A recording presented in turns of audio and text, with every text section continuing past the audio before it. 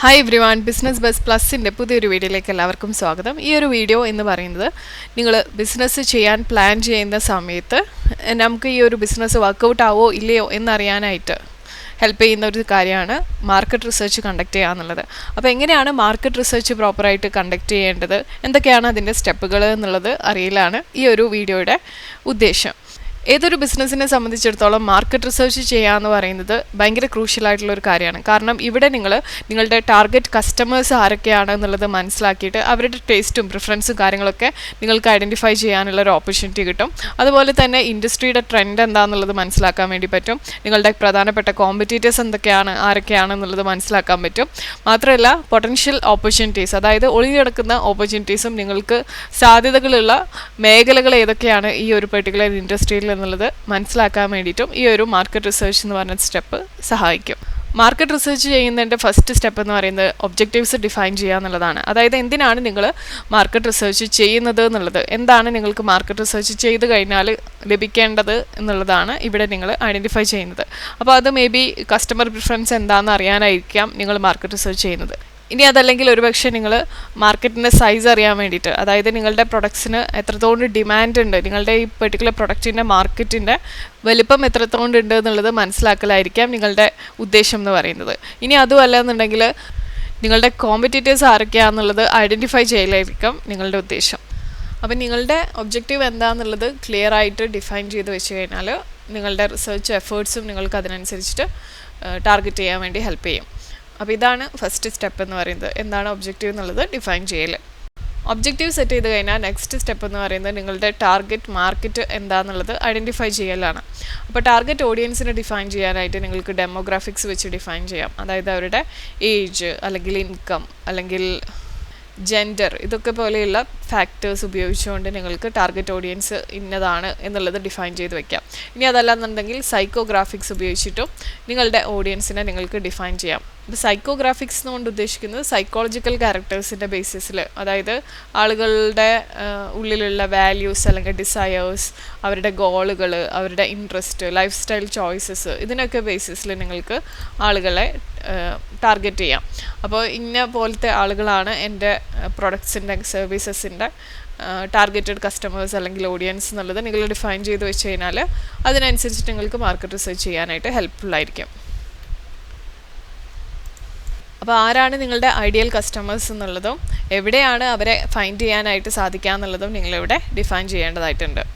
ഇത് കഴിഞ്ഞാൽ അടുത്ത സ്റ്റെപ്പ് വരുന്നത് നിങ്ങളുടെ റിസർച്ച് മെത്തേഡ്സ് ചൂസ് ചെയ്യുക എന്നുള്ളതാണ്. അപ്പോൾ depending on your objectives and budget നിങ്ങൾക്ക് ഏത് റിസർച്ച് മെത്തേഡാണ് സെലക്ട് ചെയ്യേണ്ടത് എന്നുള്ളത് തീരുമാനിക്കാം. അപ്പോൾ സാധാരണ രീതിയിൽ റിസർച്ച് മെത്തേഡ്സ് വരുന്നത് സർവേ കണ്ടക്ട് ചെയ്യുക, അല്ലെങ്കിൽ ഇൻ്റർവ്യൂസ് കണ്ടക്ട് ചെയ്യുക, ഫോക്കസ് ഗ്രൂപ്പ്സ് വെക്കുക, അല്ലെങ്കിൽ ഒബ്സർവേഷനിലൂടെ, അല്ലെങ്കിൽ അതായത് മേ ബി നിങ്ങളൊരു ഷോപ്പിലോ അല്ലെങ്കിൽ ഒരു മാർക്കറ്റിൽ പോയിട്ട് ജസ്റ്റ് ഒന്ന് വാച്ച് ചെയ്യാണ് എല്ലാവരെയും, എങ്ങനെയാണ് ആളുകൾ പർച്ചേസ് ചെയ്യുന്നത്, ഏത് പ്രൊഡക്റ്റാണ് കൂടുതൽ മൂവ് ആവുന്നത്, ഇങ്ങനെയുള്ള രീതിയിൽ നിങ്ങൾക്ക് ഒബ്സർവേഷനിലൂടെ തീരുമാനിക്കാം. ഇനി അതല്ലാന്നുണ്ടെങ്കിൽ സെക്കൻഡറി റിസർച്ച് മെത്തേഡ്സ്, അതായത് ഓൾറെഡി അവൈലബിൾ ആയിട്ടുള്ള പബ്ലിഷ്ഡ് ആയിട്ടുള്ള കണ്ടൻറ്റുകൾ, അതല്ലെങ്കിൽ മറ്റൊരു രീതി പറയുകയാണെങ്കിൽ എക്സിസ്റ്റിംഗ് ആയിട്ടുള്ള ഡാറ്റ അല്ലെങ്കിൽ റിപ്പോർട്ട്സ് നിങ്ങളൊന്നുകൂടി യൂട്ടിലൈസ് ചെയ്യാണ് സെക്കൻഡറി റിസർച്ചിലൂടെ. ഇനി ഇതിൽ ഫോക്കസ് ഗ്രൂപ്പ്സ് എന്താണെന്ന് നിങ്ങൾക്ക് മനസ്സിലായിട്ടില്ലെങ്കിൽ പറയാം.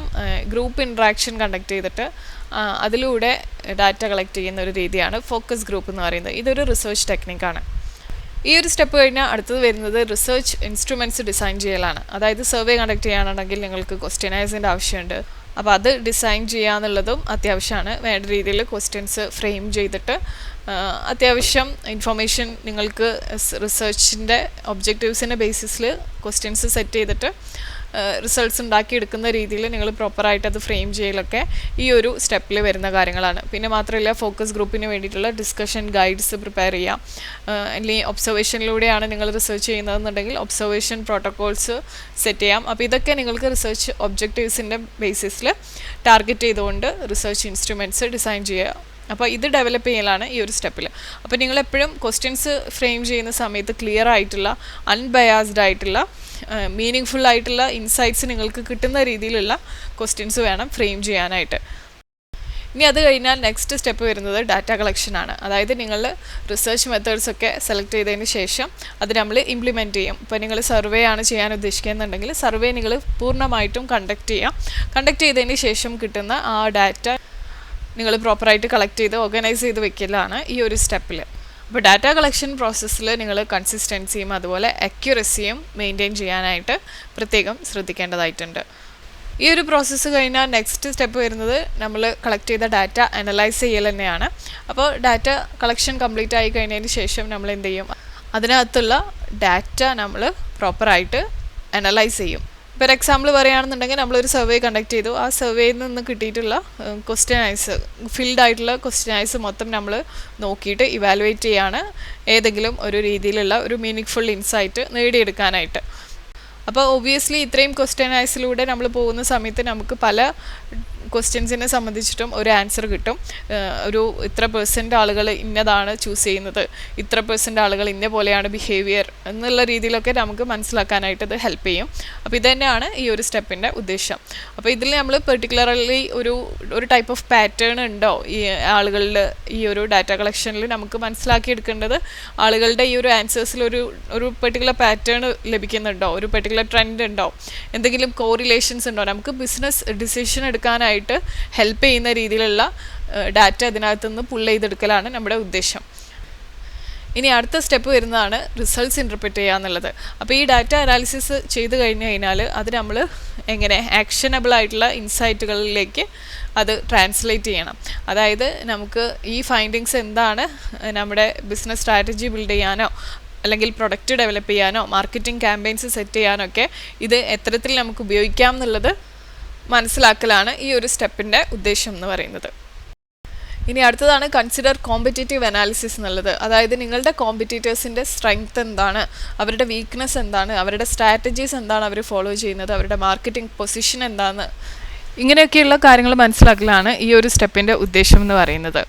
ഇതിൻ്റെ മറ്റൊരു അഡ്വാൻറ്റേജ്, ബേസിക് ആയിട്ടുള്ള ഒരു അഡ്വാൻറ്റേജ് എന്താണെന്ന് വെച്ച് കഴിഞ്ഞാൽ മാർക്കറ്റിലെ ഗ്യാപ്പുകൾ നമുക്ക് മനസ്സിലാക്കാൻ പറ്റുന്നുള്ളതാണ്. അതായത് ആളുകളുടെ ഡിമാൻഡ് ഉണ്ട്, പക്ഷേ നിലവിലുള്ള സപ്ലൈസിന് അത് മീറ്റ് ചെയ്യാൻ വേണ്ടി സാധിച്ചിട്ടില്ല എന്ന് വരുമ്പോൾ നമുക്കൊരു ഗ്യാപ്പ് മനസ്സിലാവും. അപ്പോൾ ആ ഗ്യാപ്പ് ഫില്ല് ചെയ്യാനായിട്ട് നിങ്ങൾക്ക് നിങ്ങളുടെ ബിസിനസ്സിനെ ക്യാപിറ്റലൈസ് ചെയ്യാവുന്നതാണ്. അതാണ് ഇതിൻ്റെ ഒരു അഡ്വാൻറ്റേജ് വരുന്നത്. ഇനി അടുത്ത സ്റ്റെപ്പ് എന്ന് പറയുന്നത് ഫൈൻഡിങ്സിനെ വാലിഡേറ്റ് ചെയ്യലാണ്. അതായത് നിങ്ങളുടെ റിസർച്ചിൻ്റെ അൾട്ടിമേറ്റ് വരുന്ന ഫൈൻഡിങ്സ് ഉണ്ടല്ലോ, നിങ്ങൾ അനലൈസ് ചെയ്ത ഡാറ്റയിൽ നിന്ന് നിങ്ങൾ ഉൾക്കൊണ്ടിട്ടുള്ള ഇൻസൈറ്റ്സ് നിങ്ങൾ ഫൈൻഡിങ്സ് ആയിട്ട് വയ്ക്കും. അപ്പോൾ നിങ്ങളുടെ റിസർച്ച് ഫൈൻഡിങ്സ് നിങ്ങൾ മറ്റ് സോഴ്സസ് വെച്ചിട്ട് ക്രോസ് റെഫറൻസ് ചെയ്യാണ് അതിൻ്റെ വാലിഡിറ്റിയും അതുപോലെ തന്നെ റിലയബിലിറ്റിയും എല്ലാം ഉറപ്പുവരുത്താനായിട്ട്. അപ്പോൾ ഏതെങ്കിലും പെർട്ടിക്കുലർ കാര്യങ്ങളെ പറ്റി നിങ്ങളൊരു അസംപ്ഷൻ ഉണ്ടാക്കിയിട്ടുണ്ടെന്നുണ്ടെങ്കിൽ അതും അതുപോലെ തന്നെ നമ്മുടെ കൺക്ലൂഷൻ എല്ലാം അഡീഷണൽ റിസർച്ച് അല്ലെങ്കിൽ എക്സ്പേർട്ട് ഒപ്പീനിയൻസിൻ്റെ ഒക്കെ മുകളിൽ നമുക്ക് വാലിഡേറ്റ് ചെയ്തെടുക്കാൻ വേണ്ടി പറ്റും. അപ്പോൾ അതാണ് ഈ ഒരു സ്റ്റെപ്പ് കൊണ്ട് ഉദ്ദേശിക്കുന്നത്. അടുത്ത സ്റ്റെപ്പ് എന്ന് പറയുന്നത് ഇൻഫോംഡ് ഡിസിഷൻസ് എടുക്കുക എന്നുള്ളതാണ്. അതായത് മാർക്കറ്റ് റിസർച്ച് കണ്ടക്ട് ചെയ്തിട്ട് നിങ്ങൾക്ക് കിട്ടിയിട്ടുള്ള ഇൻസൈറ്റ്സിൻ്റെ മുകളിൽ നിങ്ങൾ പ്രൊഡക്റ്റ് ഡെവലപ്മെൻറ്റിൻ്റെ അല്ലെങ്കിൽ പ്രൈസിങ് സ്ട്രാറ്റജിയുടെ മുകളിൽ മാർക്കറ്റിംഗ് ഇനീഷ്യേറ്റീവ്സിൻ്റെ മുകളിൽ ഓവറോൾ ബിസിനസ്സിൻ്റെ കംപ്ലീറ്റ് ഡയറക്ഷൻ്റെ മുകളിൽ നിങ്ങൾ നല്ല ഇൻഫോംഡ് ആയിട്ടുള്ള ഡിസിഷൻസ് എടുക്കലാണ് ഈ ഒരു സ്റ്റെപ്പിൽ വരുന്നത്. അൾട്ടിമേറ്റ്ലി നമ്മൾ നല്ല ബെറ്റർ ആയിട്ടുള്ള ഡിസിഷൻസ് എടുക്കാൻ വേണ്ടിയിട്ടാണല്ലോ ഇത്തരത്തിലുള്ള മാർക്കറ്റ് റിസർച്ച് കണ്ടക്ട് ചെയ്യുന്നത്. അപ്പോൾ അതാണ് ഈ ഒരു സ്റ്റെപ്പ് എന്ന് പറയുന്നത്. ഇനി അടുത്ത സ്റ്റെപ്പ് എന്താണെന്ന് വെച്ച് കഴിഞ്ഞാൽ മോണിറ്റർ ആൻഡ് അഡാപ്റ്റ് എന്നുള്ളതാണ്. മാർക്കറ്റ് റിസർച്ച് എന്ന് പറയുന്നത് ഒരു ഓൺഗോയിങ് ആയിട്ടുള്ള ഒരു പ്രോസസ്സാണ്. അതുകൊണ്ട് നമ്മുടെ മാർക്കറ്റിൽ എന്തൊക്കെ സംഭവിക്കുന്നു എന്നുള്ളത് കണ്ടിന്യൂസ്ലി മോണിറ്റർ ചെയ്യുക എന്നുള്ളത് ഇമ്പോർട്ടൻ്റ് ആയിട്ടുള്ളൊരു കാര്യമാണ്. കൺസ്യൂമർ ബിഹേവിയറിൽ വരുന്ന ചേഞ്ചസ്, മാർക്കറ്റിൻ്റെ ഡൈനാമിക്സ്, അതുപോലെ തന്നെ കോമ്പറ്റീറ്ററിൻ്റെ ആക്ടിവിറ്റീസിൽ എന്തെങ്കിലുമൊക്കെ മാറ്റങ്ങൾ അവർ വരുത്തിയിട്ടുണ്ട്, അവർ പ്രൈസിങ് സ്ട്രാറ്റജി മാറ്റുന്നുണ്ട്, മാർക്കറ്റിംഗ് സ്ട്രാറ്റജി മാറ്റുന്നുണ്ടെന്നുണ്ടെങ്കിൽ അതൊക്കെ നിങ്ങൾ മോണിറ്റർ ചെയ്യണം. അതിനനുസരിച്ചിട്ട് നിങ്ങളുടെ സ്ട്രാറ്റജീസും അഡാപ്റ്റ് ചെയ്യണം. എങ്കിൽ മാത്രമേ നിങ്ങൾക്കും കോമ്പറ്റേറ്റീവായിട്ട് മാർക്കറ്റിലിരിക്കാൻ പറ്റുള്ളൂ. മാത്രമല്ല നമ്മുടെ കസ്റ്റമറിൻ്റെ ആവശ്യങ്ങൾക്കനുസരിച്ചിട്ട് ഇവോൾവ് ആവാനായിട്ട് നിങ്ങൾക്ക് സാധിക്കുകയുള്ളൂ. അപ്പോൾ ഒരു വട്ടം മാർക്കറ്റിംഗ് ചെയ്തു, ഇന്ന പോലെ ഡിസിഷൻസ് എടുത്തു എന്ന് പറഞ്ഞു കഴിഞ്ഞാൽ അത് കംപ്ലീറ്റ്ലി ആ ഒരു പ്രോസസ്സ് തീർന്നു അല്ലെങ്കിൽ അതിലേക്ക് ഇനി നോക്കണ്ട എന്നുള്ളൊരു മൈൻഡ് സെറ്റ് പാടില്ല. നമ്മളെപ്പോഴും അത് ഒരു ഡൈനാമിക് ആയിട്ടുള്ള ഒരു ഫീൽഡാണെന്നുള്ളത് മനസ്സിലാക്കിയിട്ട് അതിനനുസരിച്ചിട്ട് നിങ്ങൾ ഇവോൾവ് ചെയ്യാനായിട്ട് ശ്രദ്ധിക്കണം. അപ്പോൾ ഇതൊക്കെയാണ് ഈ ഒരു വീഡിയോയിൽ പറയാനായിട്ടുണ്ടായിരുന്നത്. നിങ്ങൾക്ക് ഇഷ്ടപ്പെട്ടു, ഉപകരിച്ചു എന്ന് വിചാരിക്കുന്നു. Thank you so much for watching.